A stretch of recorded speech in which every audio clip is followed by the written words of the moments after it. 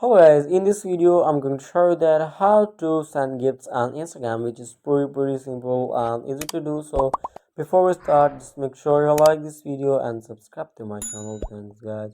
So first of all, just simply open up your Instagram app and then tap on this messenger icon on the top right corner and then go for the chat in which you want to send gift. Open the tab and then here just simply tap at this plus icon, and then here you can see a sticker option. Just simply tap on it.